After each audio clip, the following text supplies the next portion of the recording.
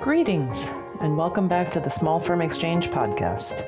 On this week's episode, we'll be speaking with Jason Tapia of Building Center Number 3, who's currently the outreach coordinator for the Small Firm Exchange. He will be interviewing Tony Garcia of A2 Studios out of California. As a first-generation Mexican-American, Tony shares his story about weathering recessions, his favorite project type, and we'll glimpse into his experiences dealing with the 2018 California wildfires. All this and more on today's episode, so please enjoy.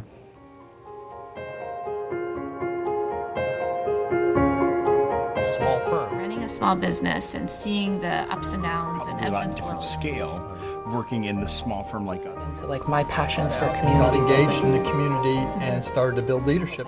architecture, And then we get paid to do what we love. So I thought it was going to be easy. You set up the tables, you plug in the printer, you go. Wow.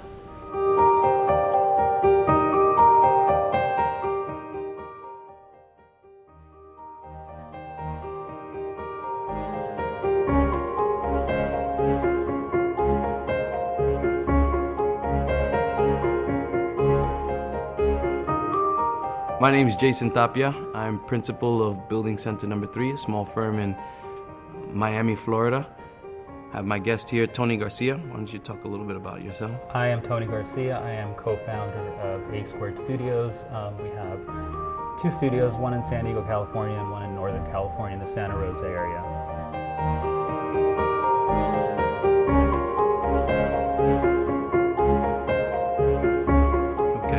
So tell us a little bit about your origin story. How did you become interested in being an architect?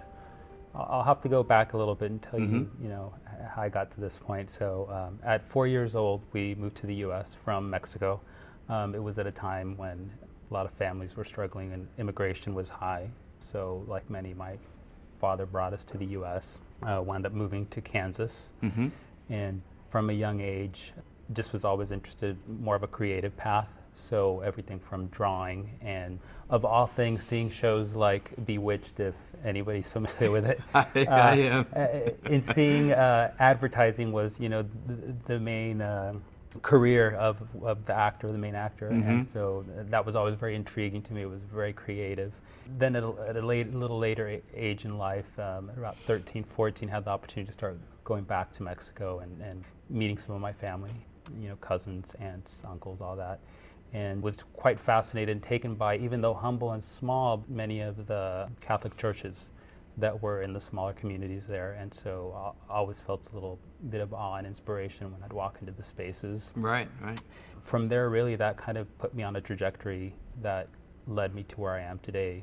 And as early as high school, started taking drafting classes because they were available. So from then on, it was, that's what I was going to do.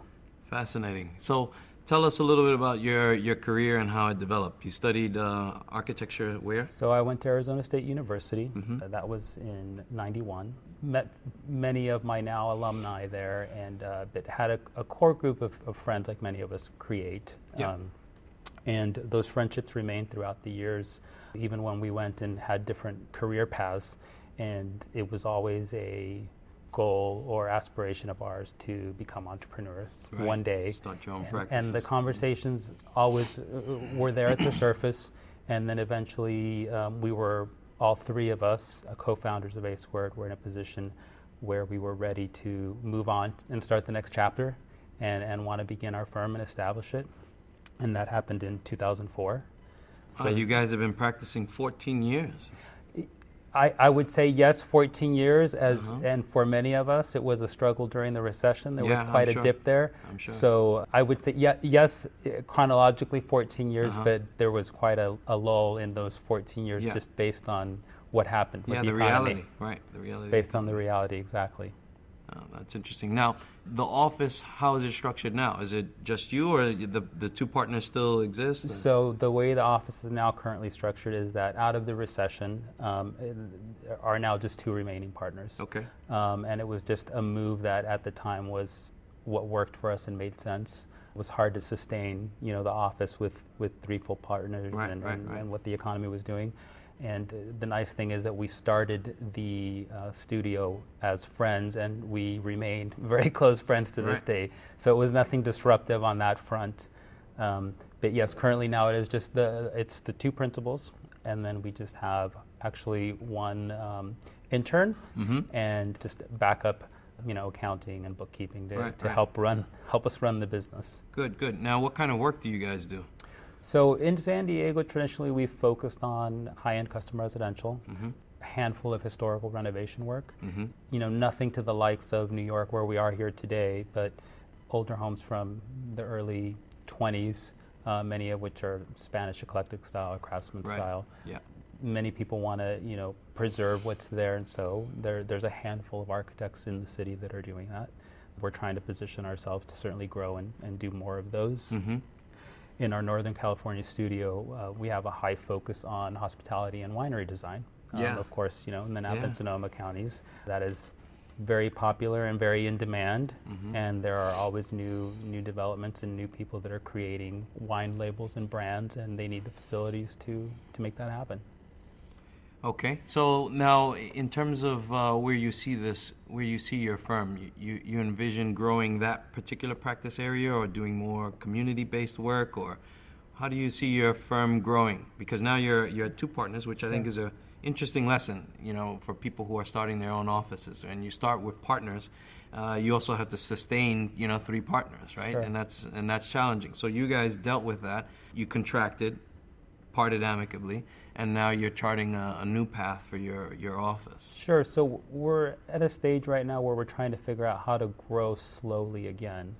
It does get to the point where the workload is so demanding that you don't necessarily have time for a personal life. Right. But you still want to maintain the same level of service you have always had, because we managed to stay in business and make it through the recession because of the level of service we were offering. So in many cases, we have repeat clients that continue to come back to us, and that's been just, a godsend, and it just keeps us moving forward, which is great.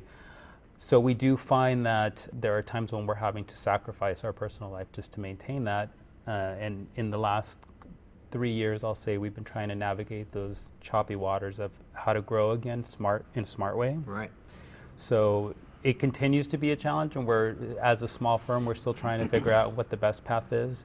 We've had, just as a quick anecdote, we had a little bit over a year ago, we did take a path where we hired a much more experienced, seasoned person that had actually run their own studio. And so on paper and in expression, it all worked out great. But then once you get into managing the pitfalls of workload and can you maintain, that level of personnel, and still knowing that there's going to be dips in the projects that you get, and you can sign a contract one day and the next day it can go on hold. Exactly. So we're taking a few steps back, and we're starting to figure out how we can contribute in a different way to our architectural community. For now, we've started we actually have an intern that's working for us that's currently still in school. She's in her 3rd year, and figuring out how we can start educating, the younger people that are coming up in the profession before they even have graduated. Lots of conversations we have just amongst my partner is that although the design education that is being provided by many schools is amazing, sort of the technical proficiency that people are coming out of school with is not to a level that helps a lot of firms, so you really have to nurture and pay a lot of attention and really foster their growth. You have to invest in training them. Yeah. Absolutely. And so we have been approached and are going to start conversations with our alma mater about different potential classes that they could have at the college level that would maybe focus on some of those technical aspects that could help some of their students, so when they come out that the proficiency in many levels of the arena of architecture is much higher. Right. So they can enter and be more productive from day one. Exactly, yes. Yeah. But to backtrack, kind of segue there a little bit, in terms of our growth in projects, we certainly, at least in Northern California, are committed to maintaining the trajectory of working on winery-related projects.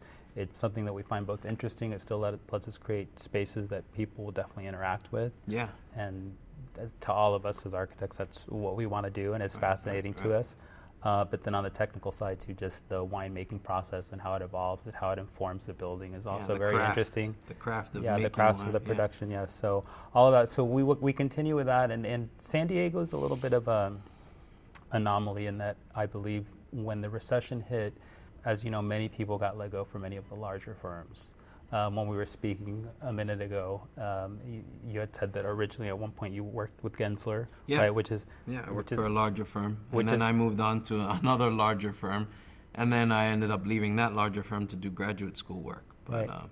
but yeah. So with those larger firms, which we have in San Diego as well, many people were unfortunately let go during the recession, and I believe that the best path for them, still wanting to be in the career, was to become a sole practitioner. And much of what it was easy for many people at the time was, well, I'm going to go into residential architecture. Yeah. So in terms of our growth in San Diego since then, it's been a little bit more difficult just based on the saturation of architects in that local market, I believe, to gain and win contracted work. Right.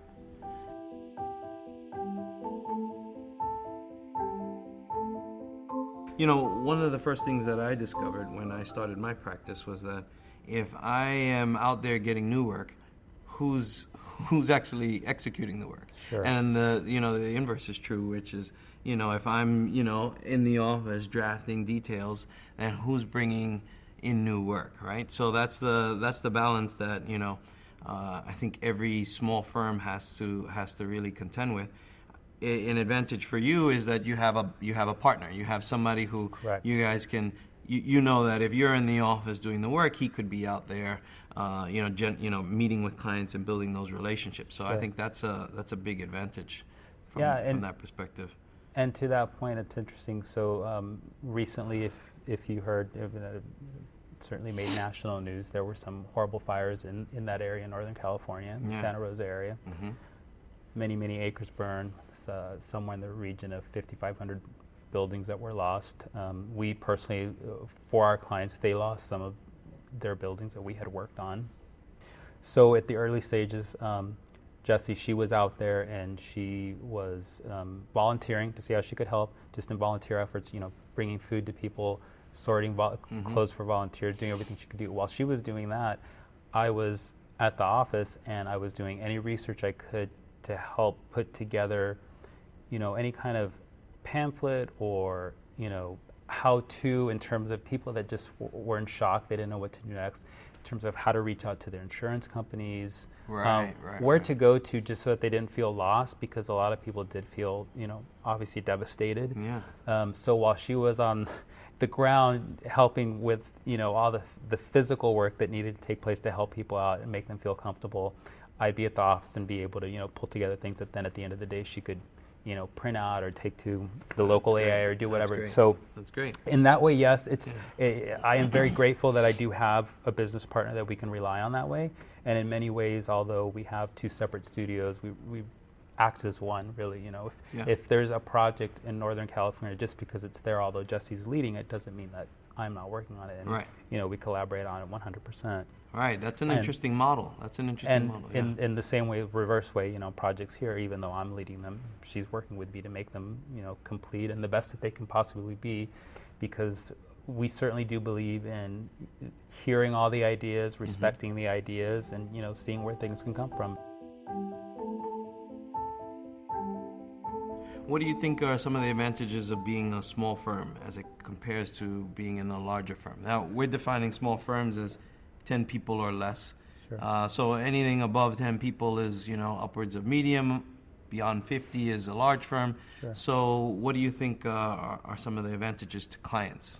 Sure. Well, the advantage with our model, as I explained, is that they will have one of the principals through the whole thread of the project from start to finish.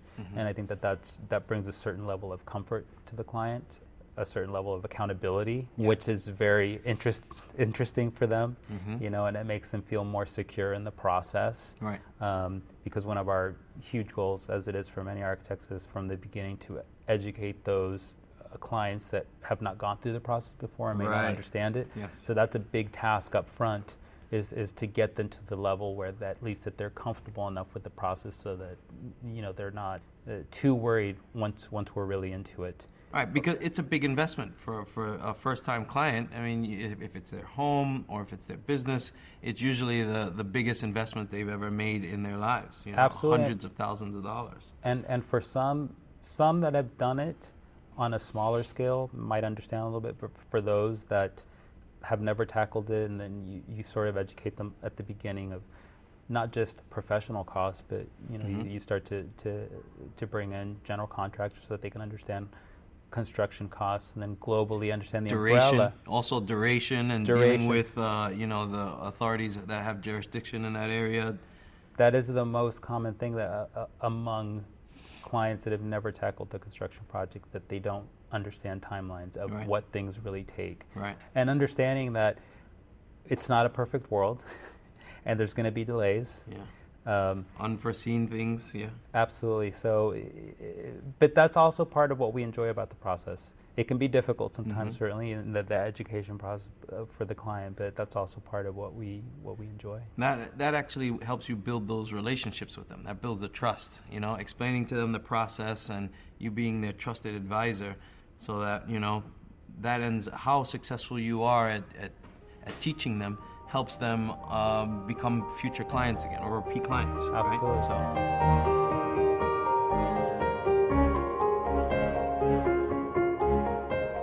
All right. Well, Tony, it's been a pleasure. Jason, thank you so much for having me. Thanks for sharing your story with us, and we wish you a lot of luck in the future. Thank you, and I'll just say good luck to all the current and future small business owners. Great. Thank you.